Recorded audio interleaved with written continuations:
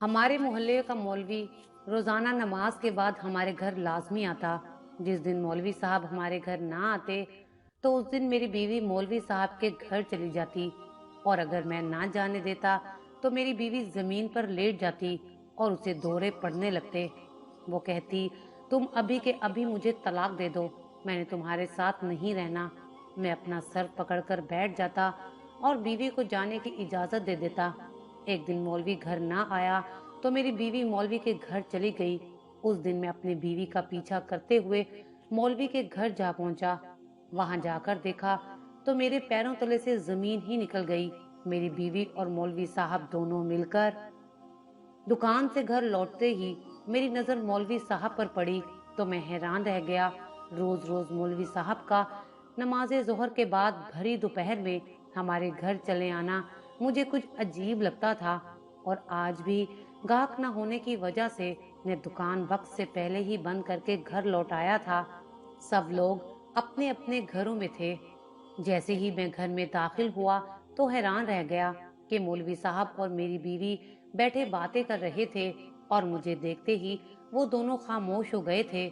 मेरी नजर में मौलवी साहब की बहुत इज्जत थी और मैं उन्हें बहुत एहतराम की निगाह से देखता था, इसलिए वो जब भी मेरे घर आते तो मुझे खुशी महसूस होती।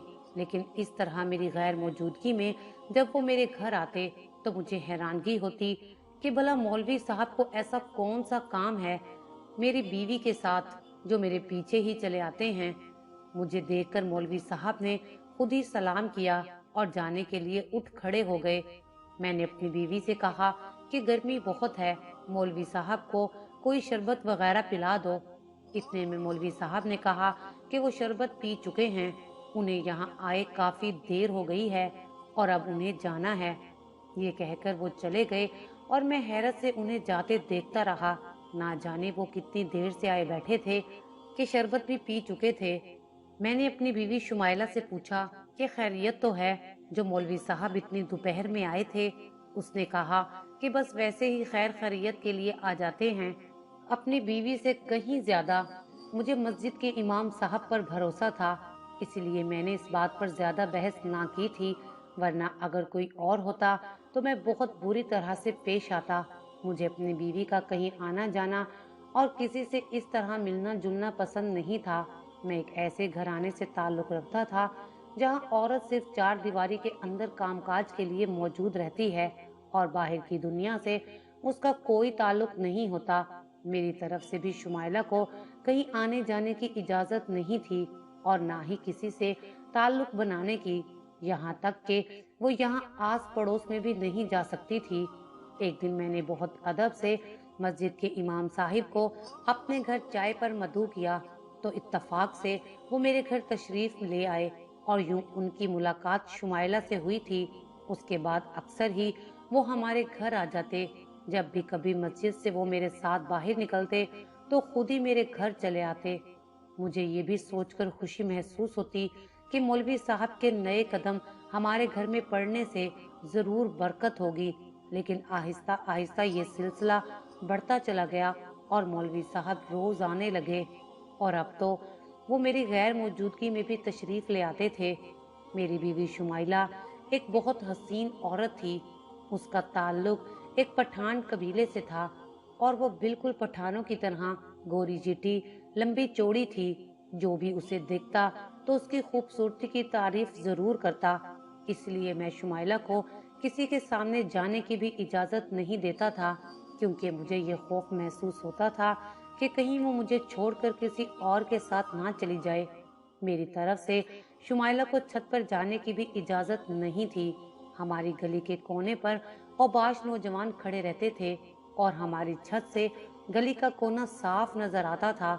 इसलिए शुमाइला जब भी कपड़े धोती तो छत पर डालने का काम मैं ही करता था। लेकिन मुझे क्या खबर थी कि मेरी ये सख्ती किसी काम ना आएगी, बल्कि उल्टा मेरे लिए वबाले जान बन जाएगी।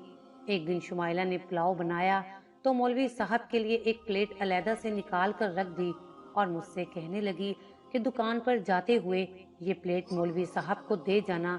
इत्तफाक से उस दिन दुकान पर माल आ गया और उस माल लाने वाले लड़के के फोन पर फोन आने लगे तो मैंने शुमाइला से कहा कि इमाम साहब के घर तुम ही चली जाना, मेरे पास अभी वक्त नहीं है। ये सुनकर शुमाइला ने खुशी खुशी हामी भर ली और मैं दुकान के लिए निकल गया। जब मैं घर वापस पहुंचा तो शुमाइला बहुत खुश थी। मैंने उससे पूछा कि इमाम साहब को पुलाव दे आई हो? तो वो कहने लगी, जी हाँ, कि इमाम साहब को पुलाव दे आई हूँ। तो वो कहने लगी, वो तो बहुत अच्छे हैं। काफी अरसे बाद मैंने शुमाइला के चेहरे पर मुस्कुराहट देखी थी, वरना वो हमेशा खामोश रहा करती थी। उस दिन के बाद से जब भी मेरी बीवी कुछ पकाती तो वो इमाम साहब के लिए अलहदा लाजमी करती और मुझसे कहती कि मैं खुद दे आऊंगी। इमाम साहब की बीवी बहुत अच्छी औरत है। ये सुनकर मैं कहता कि ठीक है, चली जाओ। अब अक्सर ही मेरी बीवी इमाम साहब के घर चली जाती या फिर इमाम साहब हमारे घर आ जाते। एक दिन मैंने शुमाइला को इमाम साहब के घर जाने के लिए मना कर दिया तो अचानक उसे दौरा पड़ने लगा।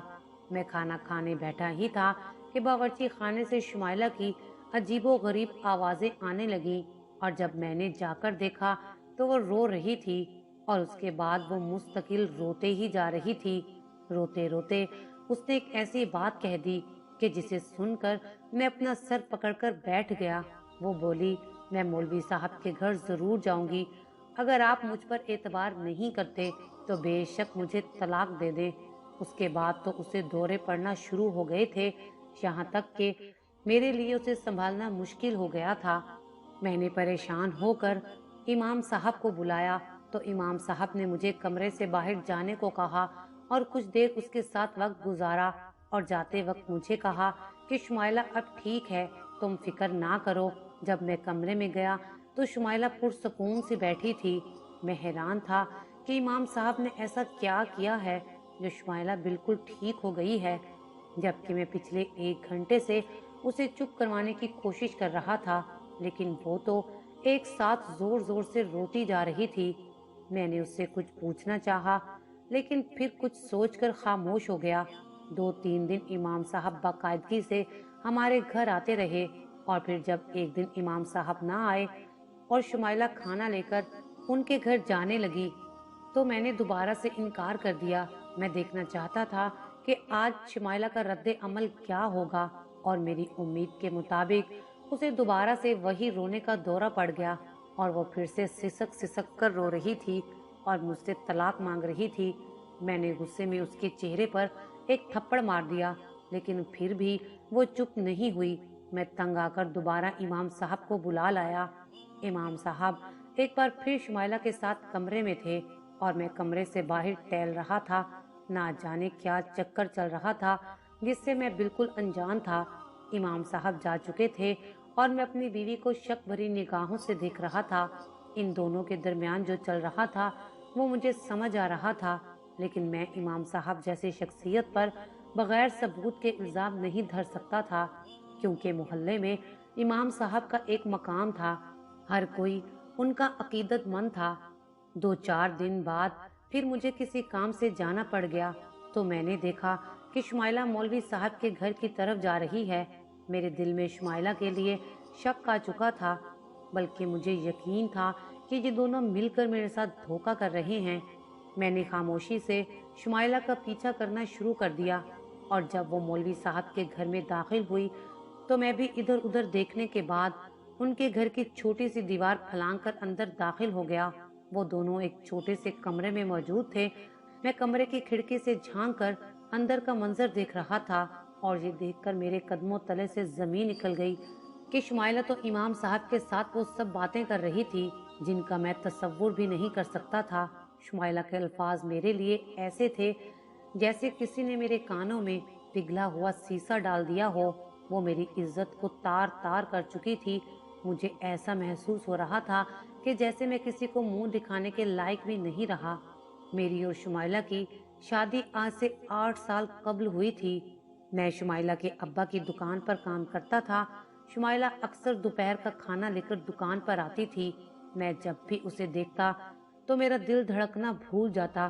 सुर्ख सफेद रंगत की मालिक शुमाइला जब शदीद गर्मी में खाने का डिब्बा उठाए दुकान तक आती तो उसका सारा वजूद पसीने से शराबूर होता। शुमाइला भी जवानी में कदम रख रही थी, इसीलिए वो अपने दूसरे कबीले की औरतों की तरह पर्दा नहीं करती थी, लेकिन उसका हुस्न तो अभी भी कयामत खेज था। मेरी नजर जब भी उस पर पड़ती तो पलक झपकाना तक भूल जाता था। कमर के नीचे तक लहराती उसकी लंबी चुटिया और नीली नीली आंखें मुझे पूरी पूरी रात सोने न देती थी। वो हर वक्त मेरी आंखों में समाई रहती और मुझे किसी पल चैन नहीं आता था।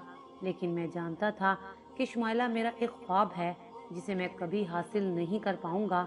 मैं शुमाइला के अब्बा की दुकान पर एक मामूली सी नौकरी करता था, जबकि शुमाइला का अब्बा बहुत अमीर था। वो उसकी छोटी और लाडली बेटी थी और वो किसी भी सूरत उसकी शादी मुझसे नहीं कर सकता था। ना ही मैं हैसियत में उनके बराबर था और ना ही उनके कबीले से मेरा कोई ताल्लुक था। और फिर शुमाइला की अभी उम्र ही बहुत कम थी। वो तकरीबन 14 या 15 बरस की लड़की थी जो अपने तमाम तर खूबसूरती के साथ मेरे दिल में घर कर चुकी थी। एक दिन जब शुमाइला खाना लेकर दुकान पर आई तो उसका अब्बा दुकान पर मौजूद नहीं था। वो जैसे ही खाना रखकर वापस जाने के लिए पलटी तो मैंने उसे आवाज देकर रोक लिया। अपनी गोल गोल आंखें मटकाती वो मुझे देखने लगी। मैंने बहुत हिम्मत जमा करके उससे कहा कि मैं उससे बात करना चाहता हूँ, तो वो वहीं पास पड़े स्टूल पर बैठ गई। शुमाइला को अपने साथ बैठा देखकर अपने जज्बात पर काबू करना मेरे लिए बहुत मुश्किल हो रहा था। वो किसी ताज़ा कली की मानिंद खिली हुई थी और मुझे अपना आप भंवर जैसा महसूस होने लगा था। मेरी नज़र उसका तवाफ कर रही थी। हल्के गुलाबी रंग में वो बहुत खिल रही थी। पसीने की वजह से उसका लिबास कहीं कहीं से उसके जिस्म पर चिपक गया था। मेरी नजरें पूरी तरह उसके वजूद पर जमी थी। शुमाइला ने कहा, आपने मुझे क्यों रोका है? तो मुझे कुछ होश आया कि मुझे उससे बात करनी है। मैंने शुमाइला से कहा कि मैं पहली ही नज़र में उसके हुस्न का दीवाना हो चुका हूँ।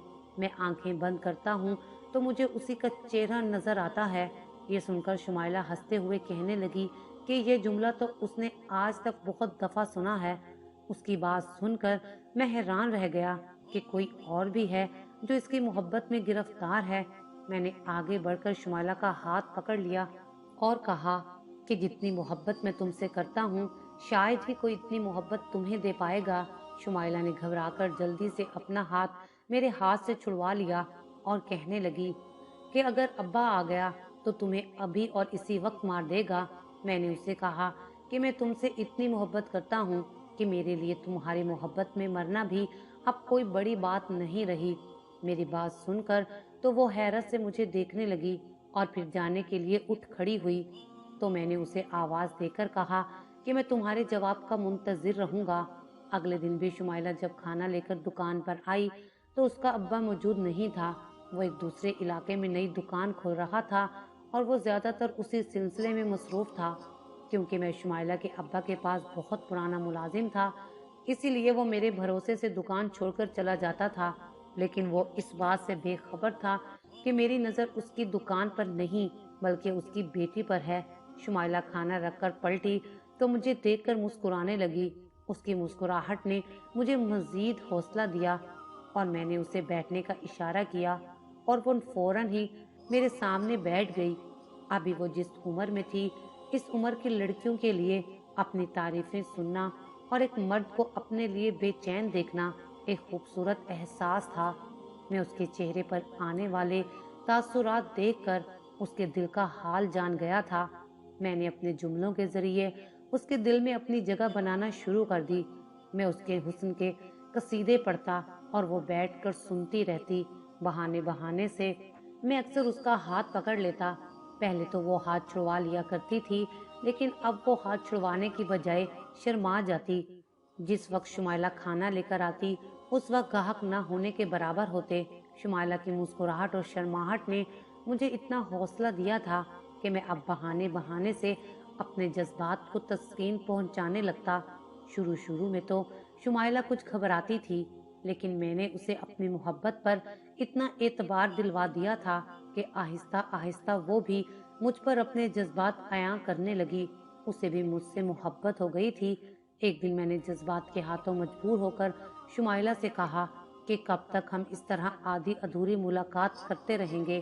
तुम्हारा बाप तो हमारी शादी भी नहीं होने देगा क्योंकि मैं तुम्हारे कबीले से नहीं हूँ। क्यों ना हम दोनों कहीं भाग कर चले जाएं और शादी कर लें। ये सुनकर शुमाइला की जान ही निकल गई और कहने लगी कि अब्बा मुझे मार देगा। मैंने उसे यकीन दिलाया कि तेरे अब्बा को कुछ नहीं पता चलेगा। मैं तुझे लेकर किसी दूसरे शहर चला जाऊंगा और हम दोनों एक साथ जिंदगी गुजारेंगे। मैं एक लावारिस बच्चा था जिसे शुमाइला के अब्बा ने सहारा दिया था, लेकिन अब मैं अपनी एक नई जिंदगी शुरू करना चाहता था। कई दिन तक मैं ये बात शुमाइला के जहन में डालता रहा और अपने जज्बात उसे बताता रहा। और फिर एक दिन ऐसा आया कि जब शुमाइला भी अपने जज्बात के हाथों मजबूर होकर मेरी बात मान गई। वो कम उम्र थी और मेरे लिए उसे बहकाना बहुत आसान था। और ऐसी ही एक दोपहर हम दोनों सब कुछ छोड़ छाड़ कर भाग गए। शुमाइला 15 साल की थी जबकि मैं एक 22 साल का मर्द था। शहर में आकर मैंने अपनी जमाशुदा रकम से एक छोटी सी दुकान किराए पर ले ली और एक घर भी किराए पर ले लिया। मैंने शुमाइला के साथ निकाह कर लिया था, लेकिन जैसे जैसे दिन गुजर रहे थे शुमाइला की जवानी अपने जोबन पर आने लगी थी। उसका भरपूर सरापा देखकर कोई अंधा ही उसे अनदेखा कर जाता। आहिस्ता आहिस्ता शुमाइला को लेकर मैं बहुत ज्यादा हसास होता जा रहा था। मुझे हर पल यही फिक्र सताती थी कि जिस तरह मैंने उसे मोहब्बत के जाल में फंसाकर शादी कर ली है, कहीं कोई और इस तरह शुमाइला को मुझसे दूर न कर दे। कभी कभी मेरे दिल में ये ख्याल आता है कि जिस तरह मेरे कहने पर और अपने जज्बात के हाथों मजबूर होकर वो अपने सगे माँ बाप को धोखा देकर मेरे साथ चली आई है, कहीं इसी तरह वो मुझे भी छोड़कर ना चली जाए। क्योंकि अगर वो अपने माँ बाप को धोखा दे सकती है तो मुझे भी धोखा दे सकती है। इसी सोच ने मुझे इस कदर शकी और वहमी बना दिया कि मैंने शुमाइला का घर से निकलना बंद कर दिया था। छत पर जाने पर भी पाबंदी लगा दी थी। कभी कभी वो मुझे पड़ोसियों से मिलने जुलने का कहती तो मैं साफ मना कर देता था। एक दिन जब वो मुझसे कहने लगी कि वो दोपहर का खाना देने के लिए दुकान आ जाया करेगी ताकि मुझे दुकान छोड़ के घर ना आना पड़े, तो ये सुनते ही मैंने शुमाइला से कहा कि कोई जरूरत नहीं है, वहाँ और भी लड़के काम करते हैं। मेरी बात सुनकर शुमाइला ने हैरत से मेरी तरफ देखा। उस दिन उसे अंदाजा हो गया था कि मेरी सोच क्या है। उस दिन के बाद से शुमाइला का रवैया मेरे साथ तब्दील हो गया था। पहले ही वो बंद घर में रह रहकर परेशान हो चुकी थी और अब तो उसका दिल भी मुझसे बदजन हो चुका था। वो जान गई थी कि मैं उसके किरदार पर शक करता हूँ, इसीलिए उस पर इतनी सख्ती करता हूँ। सितम ये हुआ कि शादी के 8 साल के अरसे में भी वो मां ना बन सकी और फिर इलाज करवाने से ये पता चला कि मैं बाप बनने की सलाहियत से महरूम हूँ। ये खबर सुनने के बाद तो मैं और भी शक्की हो गया था कि शुमाइला कहीं इस वजह से किसी और के साथ कोई ताल्लुक ना कायम कर ले। हम दोनों के रिश्ते में काफी दूरियां आ चुकी थीं, लेकिन इसके बावजूद भी हम एक साथ गुजारा कर रहे थे। जब ही इमाम साहब वाला सिलसिला शुरू हुआ और शुमाइला के चेहरे पर फिर से मुस्कुराहट आने लगी, तब मैं इमाम साहब के किरदार पर किसी भी तरह शक नहीं कर सकता था। इसलिए उन्हें मैंने अपने घर आने से नहीं रोका था और ना ही शुमाइला को उनसे मिलने से रोका। लेकिन मुझे क्या खबर थी कि शुमाइला इमाम साहब को ही अपना सहारा समझ लेगी। और जब मैंने शुमाइला को इमाम साहब के कमरे में देखा तो वो उनके साथ बैठी मेरे ही बारे में बातें कर रही थी। वो घर की चार दीवारी में घुट घुट कर मरना नहीं चाहती थी। वो इमाम साहब को बता रही थी कि मैं किस तरह उस पर शक करता हूँ और उसे किसी से मिलने नहीं देता। सिर्फ इतना ही नहीं, उसने इमाम साहब को मेरी कमजोरी के बारे में भी बता दिया था, जिसे सुनकर मैं जमीन पर गिर पड़ा था। मेरी बीवी ने तो मेरा भरम रखना भी गवारा ना किया। वो इमाम साहब से कह रही थी कि उसके लिए मेरे साथ जिंदगी गुजारना बहुत मुश्किल हो चुका है, क्योंकि शक का जो बीज मेरे दिल में है वो हम दोनों को कभी भी एक साथ नहीं रहने देगा।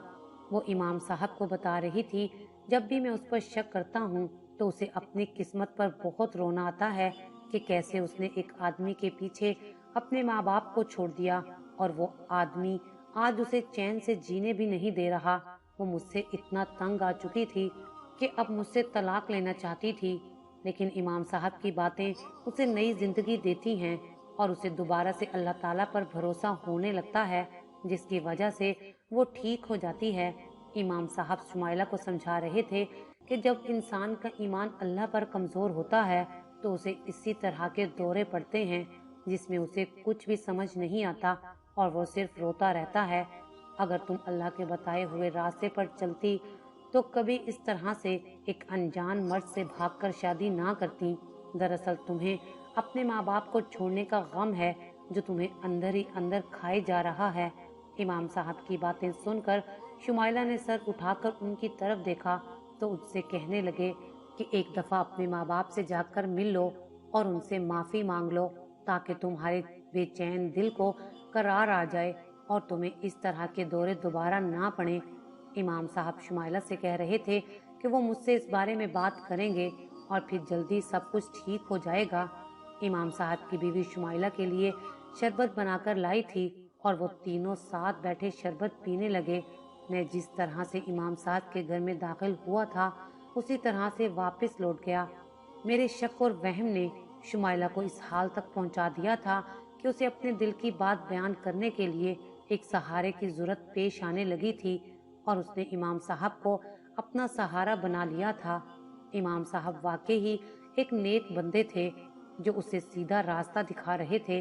अगर कोई और शख्स होता तो शायद शुमाइला की जहनी हालत का बखूबी फायदा उठा लेता। मैं इमाम साहब को क्या समझ रहा था और वो क्या निकले।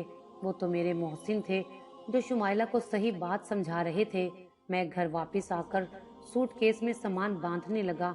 थोड़ी ही देर में शुमाइला घर वापस आई तो मुझे सामान पैक करता देखकर पूछने लगी, क्या आप कहीं जा रहे हैं? मैंने उससे कहा कि मैं नहीं, हम जा रहे हैं। हम वापस उसी शहर जा रहे हैं जहां से मैं तुम्हें लेकर आया था। हम तुम्हारे बाप से माफी मांग लेंगे। मुझे यकीन है कि वो हम दोनों को माफ करके कबूल कर लेंगे। मेरी बात सुनकर शुमाइला हैरान रह गई। मेरी नज़र में यही एक रास्ता था जिससे मैं अपने और शुमाइला के दरमियान दोबारा से एक रिश्ता कायम कर सकता था और मेरे दिल में जो शक के कांटे बिछ गए थे वो भी इसी तरह खत्म हो सकते थे। वापसी का सफर मुश्किल जरूर था लेकिन नामुमकिन नहीं था। अरसे बाद में शुमाइला के चेहरे पर रौनक देख रहा था। शायद कुदरत ने हमें इसीलिए माँ बाप बनने से महरूम रखा था क्योंकि हमने भी माँ बाप का दिल दुखाया था। मैं उसी दिन शुमाइला को लेकर उसके घर आ गया। एक दफा तो शुमाइला का बाप हम दोनों को देखकर आग बगोला हो गया। उन्होंने मुझे एक थप्पड़ भी जड़ दिया था, मगर जब हम दोनों ने रोते हुए उनके पैर पकड़ लिए तो उनका दिल मोम हो गया और उन्होंने हमें माफ कर दिया। आज सब कुछ ठीक हो गया है और हम सब खुशी खुशी रह रहे हैं।